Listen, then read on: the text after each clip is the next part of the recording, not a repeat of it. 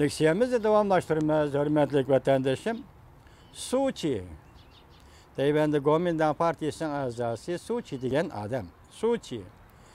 Sayın ve vazifesiga o'ltirish nutqi so'zlaganda 92-yildagi o'rtaq tunishni tilga olmaydigan bo'lsa, parvoz bilan soqolib ketdi dedi mavzuli xabar 3-oyning 10-kuni Amerika ovozining Xitoy til programmasida e'lon qilindi.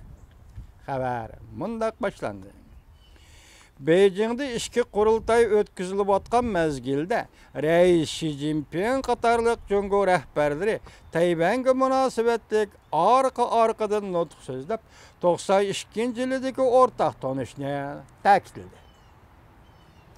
Bundan burun Jungoning tashqi ishlar ministri Wang Yi Amerikani ziyorat qilib bilim xazinasida nutq so'zlaganda 2-oyning 25-kuni Tayvan'ın asası kanunu boyunca iş qilishni ko'tarib chiqib 92-yildagi o'rtaq tanishdan o'zini, tilga ilishdan o'zini qochirgan. Tashqi ishlar ministri Wang Yining fikri Kompartiyaning Tayvan siyosati o'zgardimi deydigan shundaq bir fikrni davr qilgan holda Tayvanda jamoat fikri matbuot asosida g'ulg'ula qo'zg'agan. Bugün muhbir Suçi efendiga sual qo'yibdi.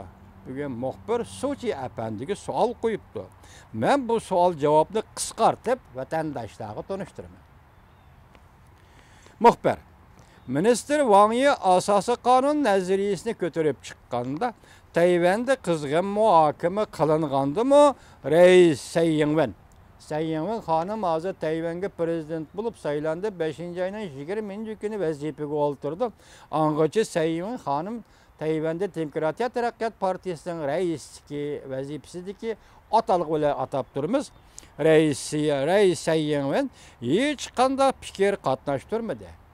Masalan, asosiy qonun fikr o'tirib chiqqandimi, Reis Tsai Ing-wen hech qanday fikr qatnashtirmadi.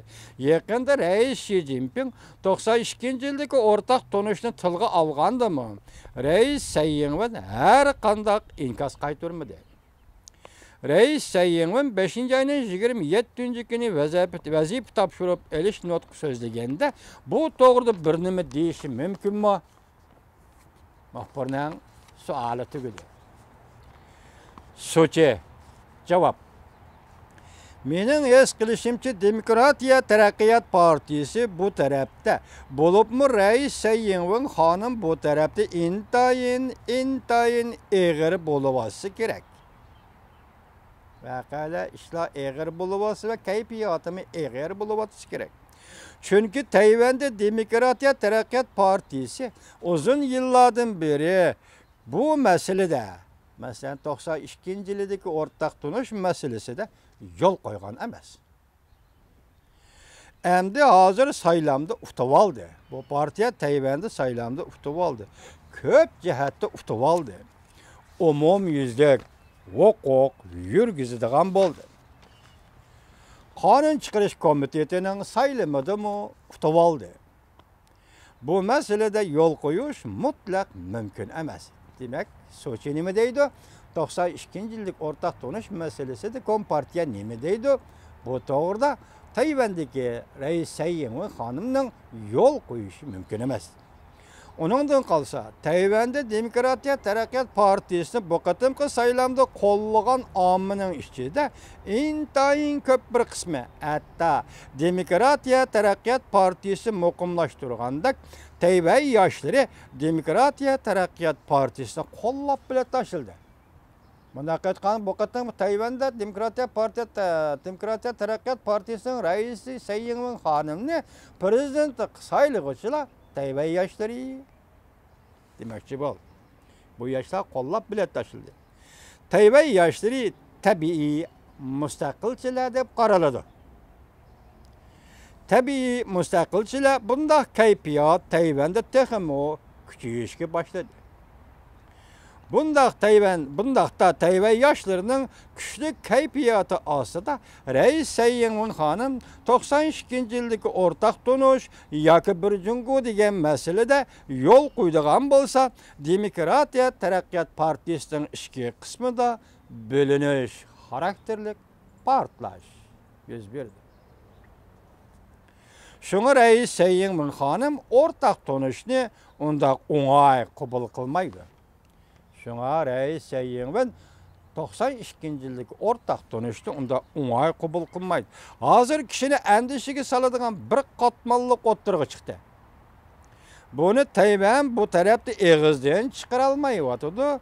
Jungo Reis Sayın'ın söz işini ümit kılgan gapni Reis Sayın'ın sözlemeyivatıdı. Jungo tarafta bolsa bu söz eğeri sözlendi. Reis Xi Jinping mi sözledi? Li Keqiang mı sözledi? Siyasi kengaşның başlığı Yu Jingsheng mi sözledi? Tünügen Rimribov sözledi. Onundaki merkezi televiziyasından sözledi. Zhang Zhijun Tayvan Komiteti'nin başlığı sözledi. Devlet işçisi sözlendi. Singapur arkalı halkara cemiyetki sözlendi. Şuna Jungo sözlügen sözlerden çekinişki bulmaydıqallıqını es kıldı. Mesela Reis Xi Jinping Li Keqiang mı 92 yıllık ortak turuş degeni eğiz kaldı mı sözlügen sözden çekinemeydiqallıqını es kıldı. Tayvan'da mı çekinişki bulmaydı. Biri sözleyelmeydi, biri sözlegenini yığıştıralmaydı. Demek Tayvan'da Sayın Hanım 92 yıllık ortak turuş cevap veremeydi. Ondaqda katmal vaziyet degen şu bulamdı. Şu bulmamdı. Katmal vaziyet Sayın prezidentlik vazifesiga olturup nutq sözlegendi. İki taraflik katmal vaziyette parvoz bilen parvoz urulup ketemde qandaq. Biz buningdan ansiravatimiz deydi Sochi efendi. Cevap tügedi. Endi vatandaşım 92 yıllık ortak tonuş Del Sochi efendilerge bağlıq ortak tonuş idi. Zaten 92 yıllık ortak tonuş degen nime? Cevabını keyinki leksiyadan anlaysızlar.